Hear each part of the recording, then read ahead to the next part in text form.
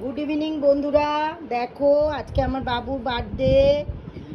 ওর cake আনা হয়েছে, দেখো ওর পছন্দসই কেক এসছে। দেখো এখন রেডি হচ্ছে কেক কাটবে বলে। নে নে একটু কাট কেকটা ওর সাথে। বাবু কেক কাটবে।